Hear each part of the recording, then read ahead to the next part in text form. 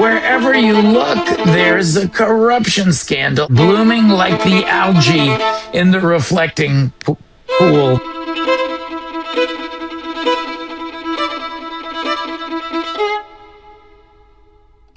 Hello, everyone, and welcome. My name is Gregg Nunziata, and I am Executive Director of the Society for the Rule of Law Institute.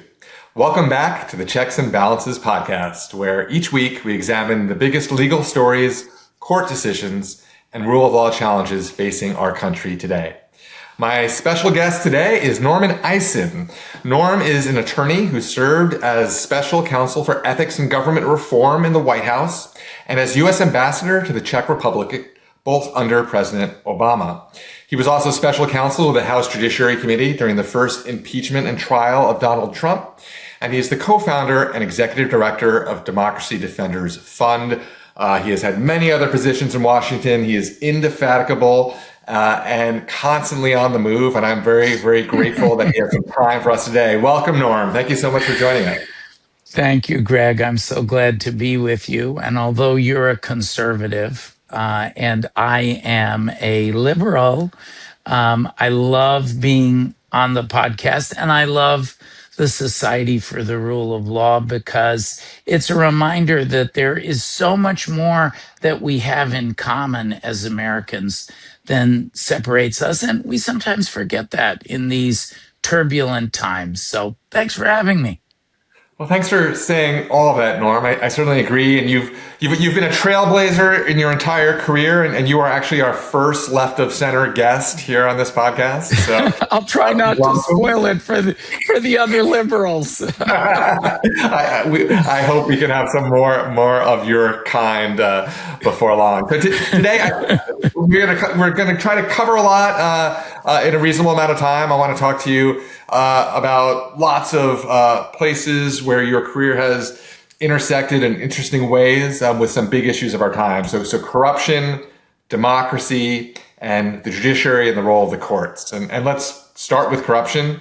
I don't know if this, I suppose this wasn't an official title. I don't know if you take the title, but the press called you an ethics czar under President Obama. So tell us a little bit about, I guess, what that role was for Obama.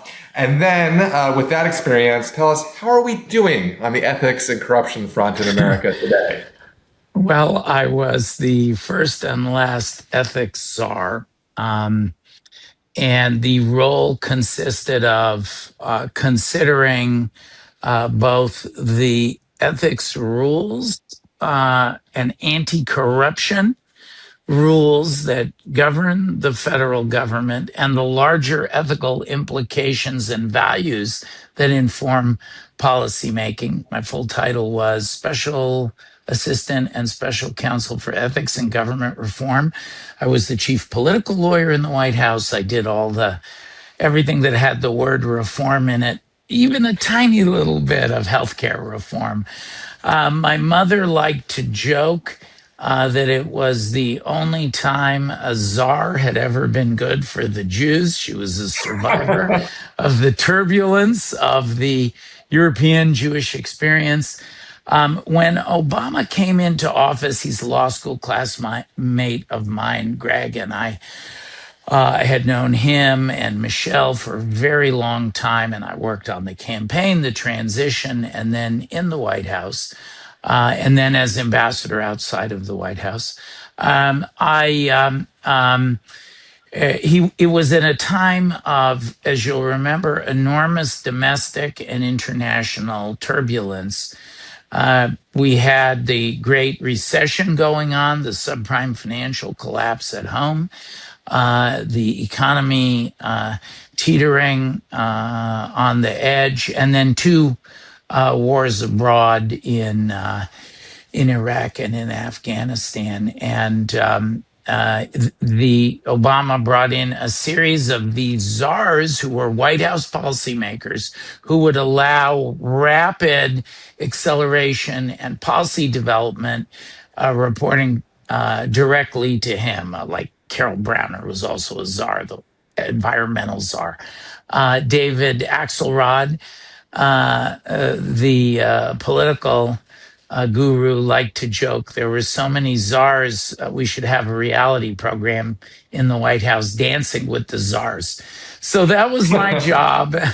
And we're very proud. The end game of building those strong ethics boundaries, anti-corruption boundaries, doing politics the right way.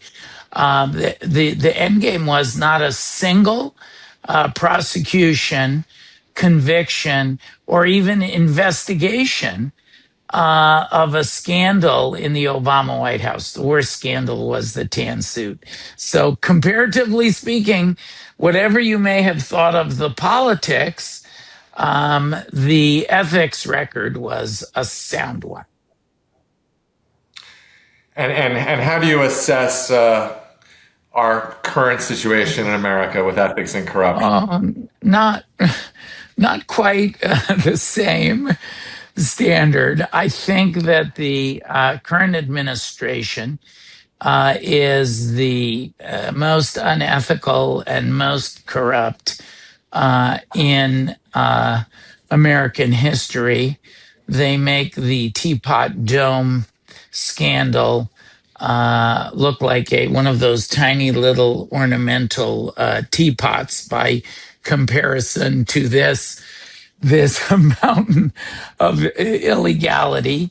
Whether you're looking at the billions of dollars that Trump and his family have allegedly taken out of government based on industries like crypto that Trump is regulating, whether it's the corrupt pardons where those who have access to the president and who employ a shadowy set of intermediaries are able to get pardoned for their crimes, or whether it is the cronies like the Ellisons, and we're working hard at my organization's Democracy Defenders Action. In this case, I also have Democracy Defenders Fund to stop the Paramount Warner's merger, which DOJ reportedly allowed to proceed over the objections of career antitrust investigators who said not so fast they had concerns. Wherever you look, there's a corruption scandal. And of course, that has culminated in cases that I'm working on, like the $1.8 billion slush fund case, which we helped stop, or the Kennedy's appropriation of the Kennedy Center. We won that case in court. There are so many of these corruption scandals that are blooming like the algae in the reflecting pool. Another one of those corruption scandals. Trump issued a no bid contract, including a contract involving one of his Mar-a-Lago cronies. So it just never stops. I believe it's the worst in history. And Richard Painter, who was the Bush ethics counsel, agrees with me. It's not a partisan judgment. Yeah, Norm, why this is actually it's truly puzzled me. I mean, I have friends and family who supported Trump in part on this idea that he would drain the swamp, that he was too rich to be bought, that I mean there was a real anti-corruption kind of case behind his rise in 2016. Yet Indeed. People don't seem disappointed or shocked or scandalized. What explains this? Is it just too much, or is it the idea that he's doing these things so openly and doesn't seem ashamed about it? So people just read that as how wrong could it be if it's out there in the open? How do you judge all that? Well, we have a president who's the most unpopular since the last most corrupt president, Richard Nixon. And a president who's hemorrhaging his white working class, in particular male base. So I do think there is some traction when you look at the crosstabs, Greg, of the polls. The corruption scandals, particularly the big breakthrough scandals, the Epstein files and Trump's behavior and that of you guys have just spoken out against the Blanche nomination.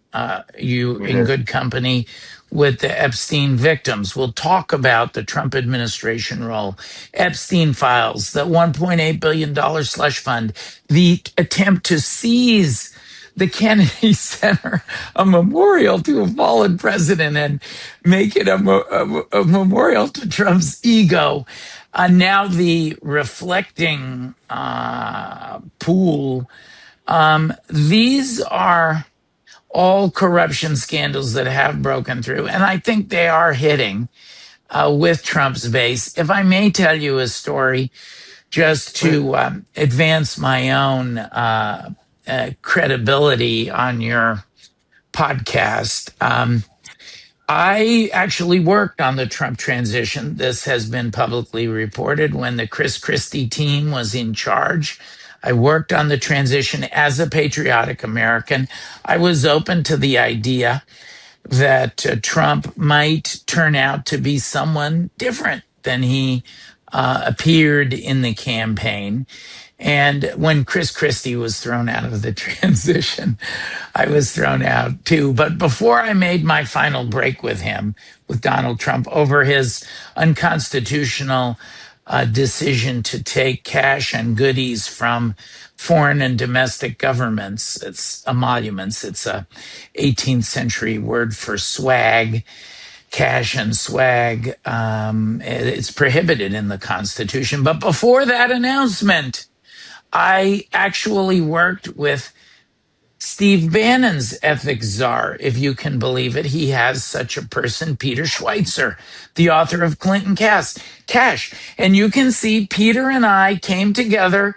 We wrote for the Washington Post an op-ed saying we have differences of opinion, but we agree on this. If Donald Trump truly wants to drain the swamp, and I never asked Peter, but I assume that this was done with Steve Bannon's blessing then as a part of the Trump transition. Here's 5 things he must do. And we agreed on those ethics principles. And of course, when Trump announced that he was going to take emoluments, that was the beginning of the trip down the slippery slope. That was the final break for me, and I've been fighting him ever since 2017. So just to tell your viewers and your listeners, I believe in working across the aisle, even until Donald Trump proved he was not fit to work across the aisle. I even worked with him. So I've been thinking a lot lately about what the post-Trump period looks like and what kind of reforms we might do to strengthen democracy and in particular to prevent corruption of the kind we've seen in the future. But with corruption, I keep kind of hitting up on the fact that if we do have a future president who enables corruption, pursues corruption, won't enforce laws against corruption, and in a public that isn't outraged by that, what can we do? I mean, how much can laws fix our situation? Do you have any thoughts on particular legal reforms, or we just simply need to elect presidents who care and a public and a Congress that care? All of the above.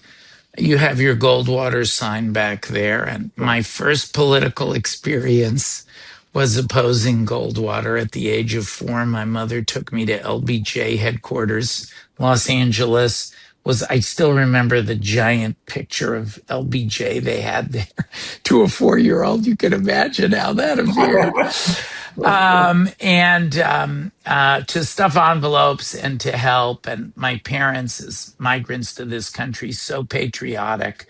But Goldwater is remembered. I'll start with the role of civic virtue, because when you look to this is part of the reason that I get along with conservatives. As you know, I have so many conservatives who are truly a nonpartisan org with bipartisan boards and allies, like our judges program with Judge Michael Ludig and Judge Nancy Gertner.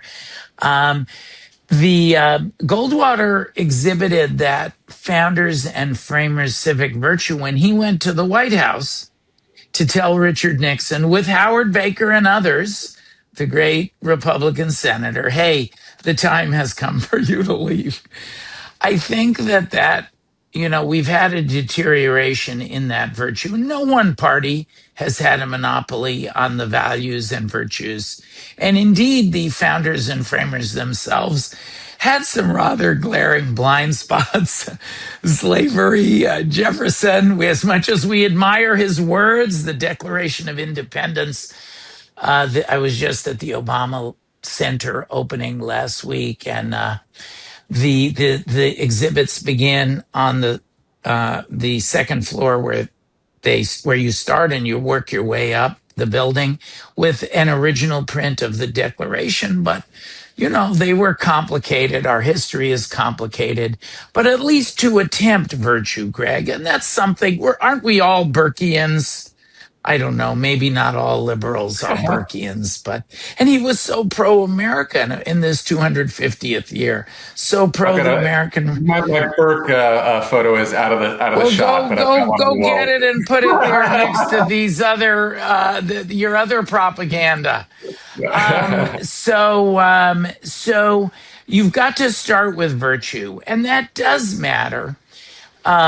I think part of the reason that Obama, and he was attacked from the right and the left, that's a sign you're doing a good job. He is such a virtuous individual. When we were writing those ethics rules, I was explaining to him, Mr. President-elect.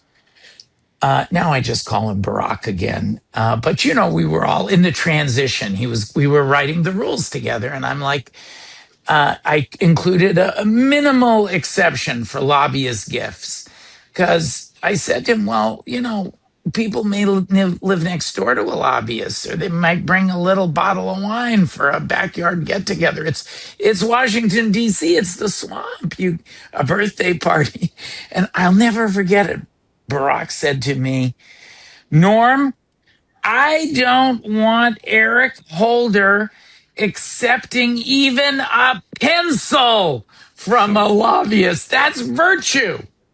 That's civic virtue. But then, as the Federalist Papers say, you have to bolster that virtue with self-interest. And that was the theory of checks and balances.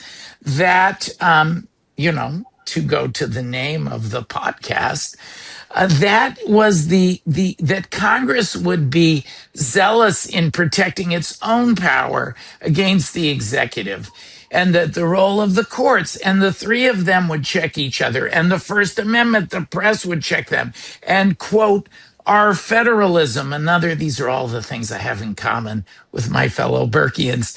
Our federalism, the role of the states, the decentralization of power. So I think that we're going to need to revive all of those checks and balances.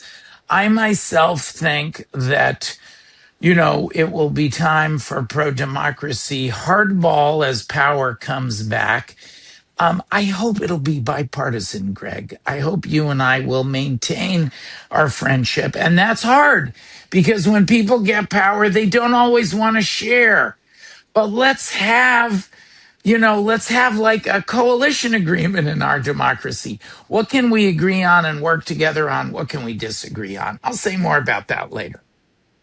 Yeah, I want to come back to that for sure.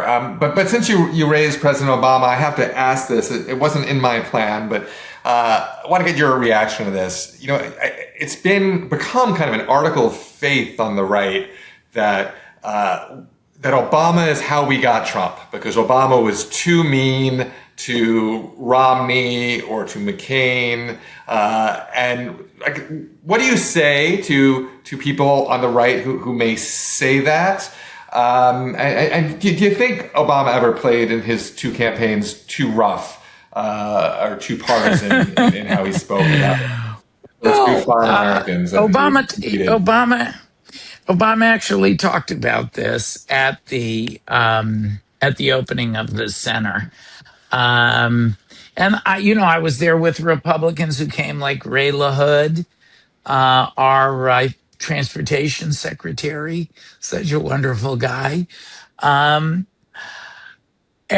we had, as is traditional, we had some Republicans in the cabinet. Bob Gates stayed on in the cabinet.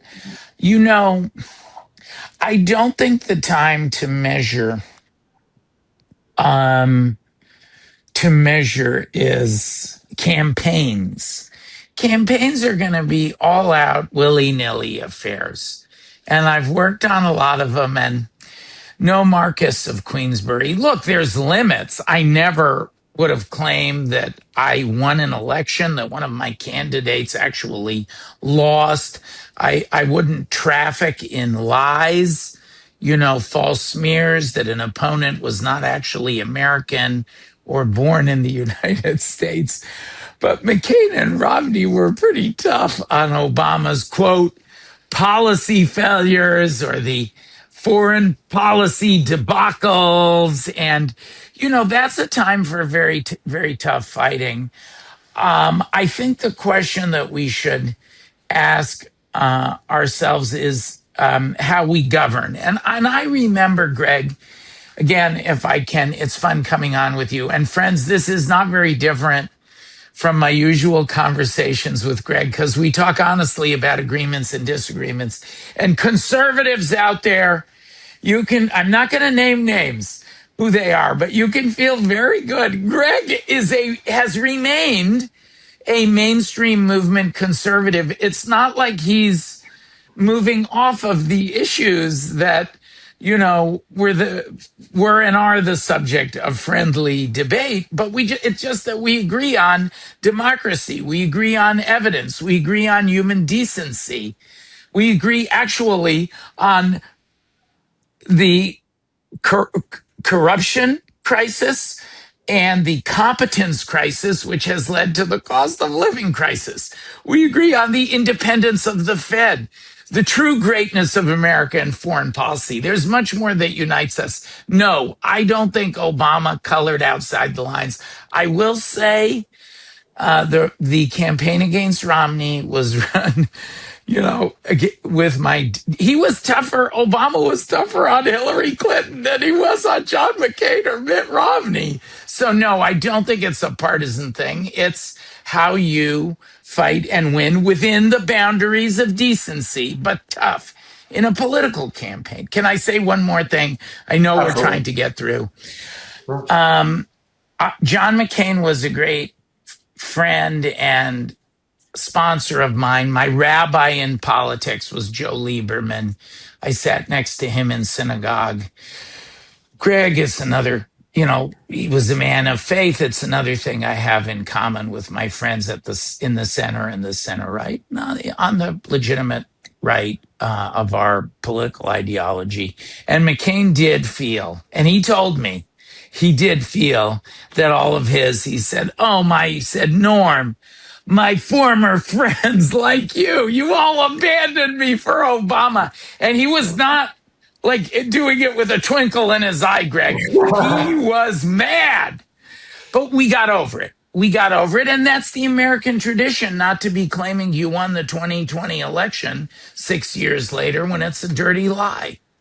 So speaking about what to get over and what not to get over, the next administration, presuming certainly the next Democratic administration, will have to make some decisions about balancing accountability and moving forward and avoiding tipping into a cycle of retribution. How would you advise a future Democratic president about how to think about accountability for wrongs committed under this administration?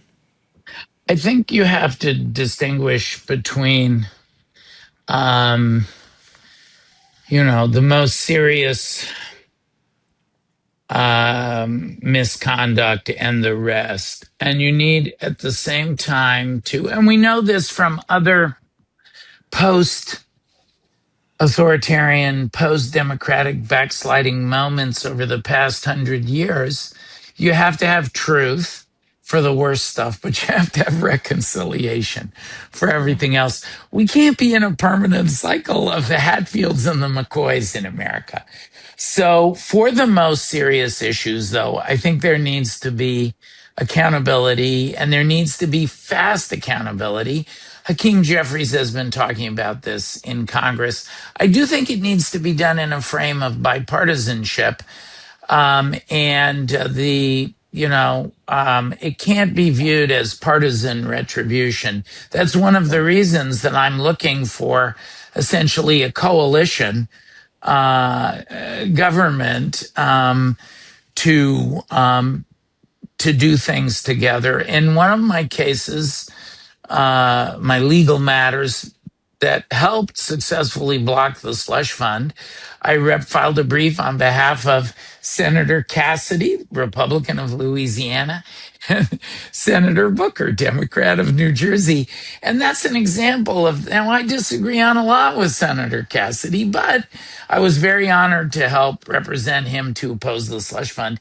And that's an example of the kind of comity that I think we're going to need to recover as a country. But certainly, we are going to need to have accountability for the most serious misconduct that has taken place, like murder. You know, you have some ICE officials who have murdered people in, it appears to me, point blank range. You can't do that in America. And there is room under state law for the most egregious, you know, the case as well, starting with In re Nagel in the 19th century. The rules do allow for some of the accountability for the most serious misconduct, and we need it. We'll talk a little bit now, a little bit of a change in gear, but not much. We talked about democratic backsliding and other examples of it over the last 100 years. Of course, we've also seen it abroad. And as I mentioned at the top, you were U.S. ambassador to the Czech Republic at a pretty interesting time in Eastern Europe, Eastern and Central Europe. I've not spent much time in that part of the world, but I spent a little time. And when I talk with people over there, I was really struck by how Central and Eastern Europeans understand intuitively that threats to democracy and freedom can come from the right or the left. You know, they experienced fascism and communism, and they understand that just in a way that I think we tend not to. Americans see the threats from the other side, but are too willing maybe to turn a blind eye to threats that come from their own side of the spectrum. Yes. Is that? Do you agree? I mean, am I correct in having come to that conclusion from talking to a few folks over there? I don't disagree with that conclusion.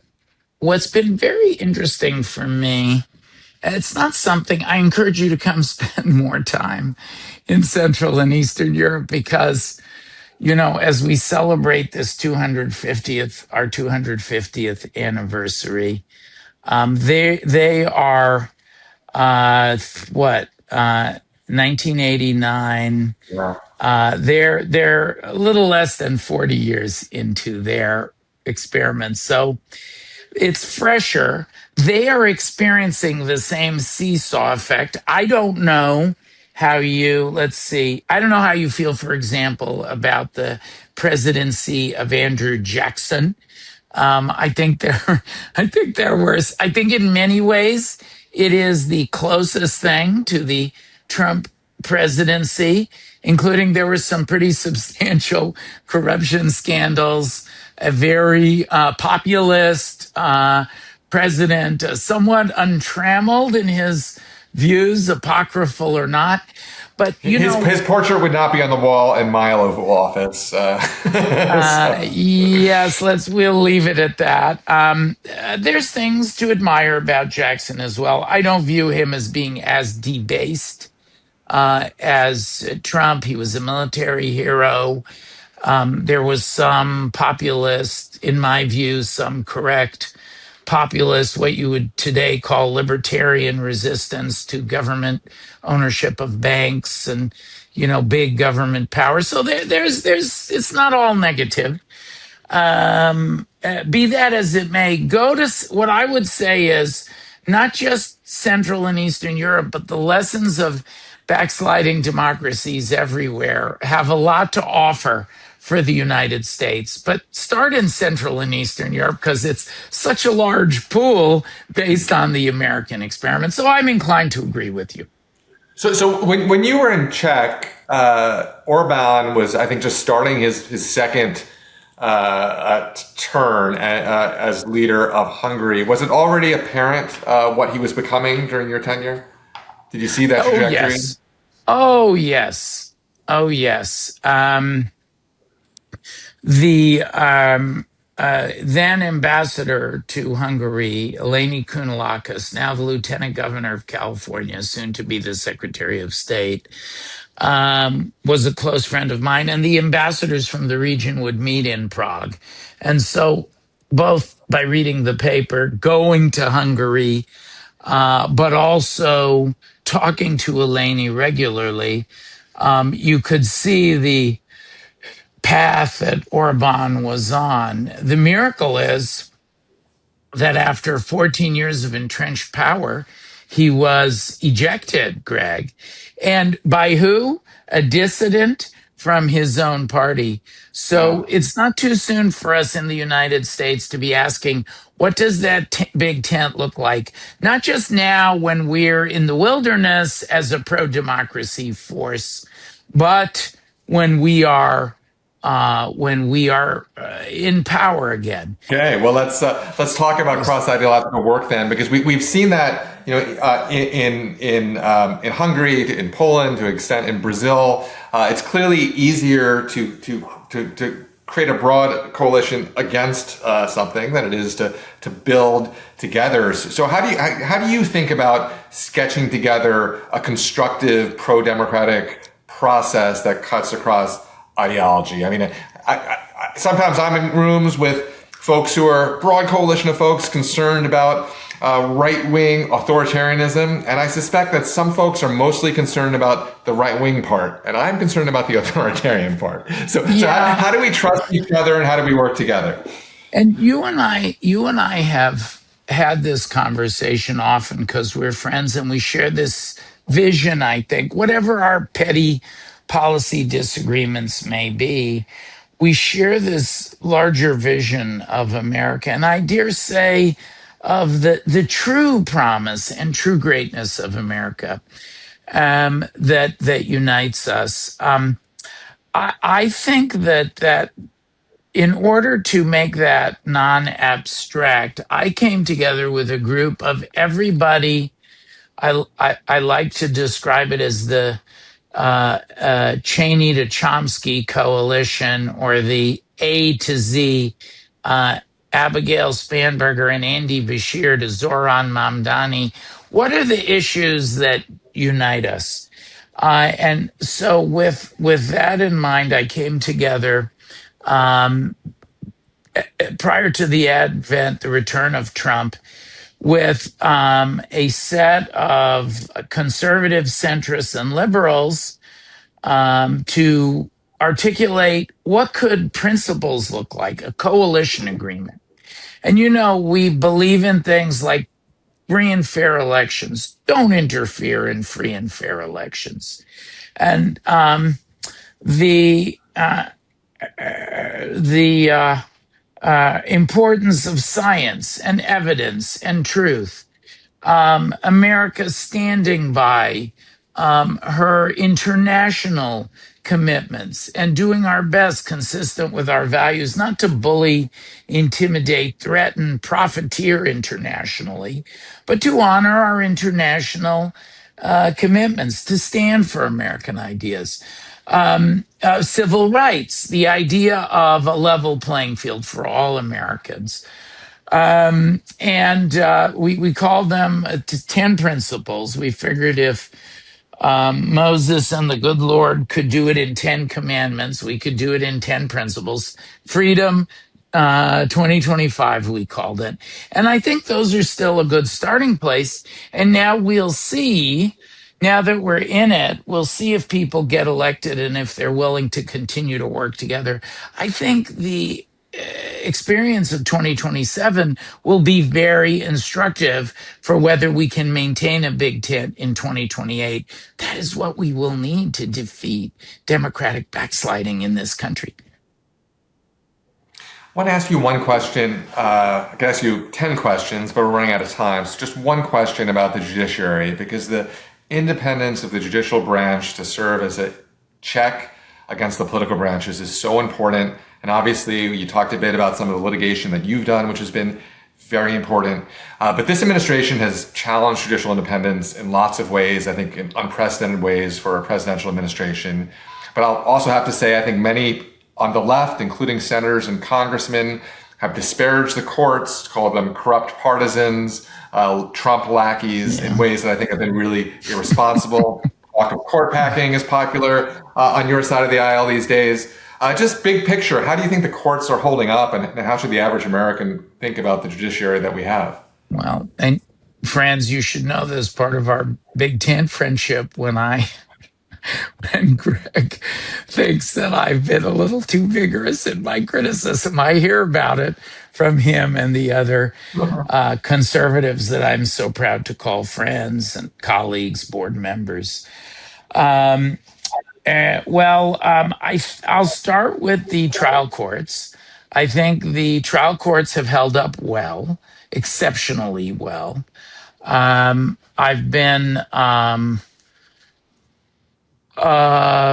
pleasantly gratified. I won't say surprised, because the whole thesis of my organization, Democracy Defenders Fund, and our Democracy Defenders Action, the C4, where I also serve, the whole thesis of those entities has been that the courts would be the bastion, that they would strike a spark, and then we would work towards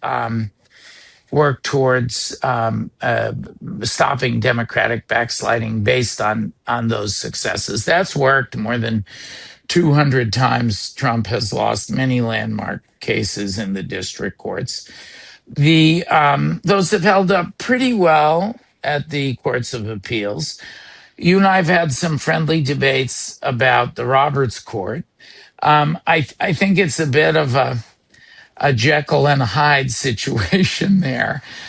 Personally, we've been careful in the cases we've brought to SCOTUS, and we've had some good successes. We worked on the Supreme Court case that limited the National Guard, severely limited Trump's utilization of the Very National important. Guard. We Very important. represented conservatives in the tariffs case, filed briefs for conservatives and small business owners. Never asked my small business client there, what her politics are. She's a military veteran.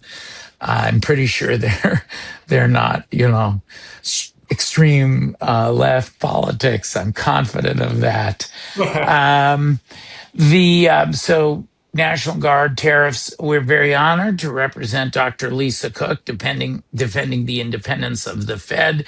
That is not a partisan issue. It was a baseless assault on Dr. Cook that we got enjoined in district court. We went from there. Birthright citizenship, again, that's a very clear constitutional imperative. Conservatives joined us. So, we've had a strong winning record. I don't agree. I strongly and vehemently disagree with some of the voting and elections based decisions. But I'll say finally, conservatives who did not necessarily agree with me on every issue did join me in filing a brief, conservative election officials, to protect the Alabama three-judge panel that said in the Milligan case that whatever Calais stood for, that it should not apply to Milligan. The Supreme Court disagreed with us. So, you and I have our debates, but that was one where conservatives actually joined with me to say, hey, the court is going the wrong direction. And of course, I take your point about the difference between talking about the Roberts Court and some of Donald Trump's shenanigans. Yeah, no, I've managed I to. certainly think the court is not above criticism. I criticized the immunity decision Yes, pretty sharply, but I do yes, you think did.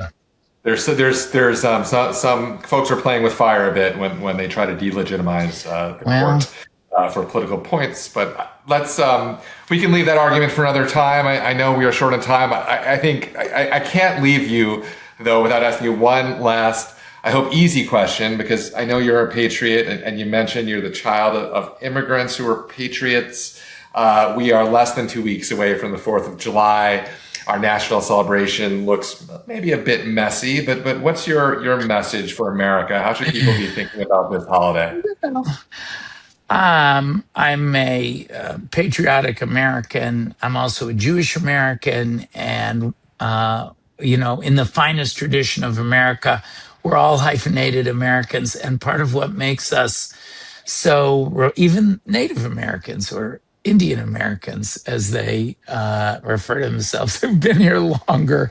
They're the most long-standing migrants, probably along the former land bridge that is no longer there. So, what I would say is that take the long view, that there are going to be these vicissitudes, and some of them are terribly long lasting, like Jim Crow. We had Reconstruction, it fell apart in the Compromise of 1876. And, it took us 90 years to get back to the peak of the civil rights movement. So we will have our ups and downs as a country, but much like the trajectory of our civilization, I count 3,000 years plus of Jewish civilization that informs my existence as an American Jew. I would say take the long view, and I would quote a saying that Obama loves so much he had it woven into his Oval Office rug. It was again in his remarks at the Obama Presidential Center opening.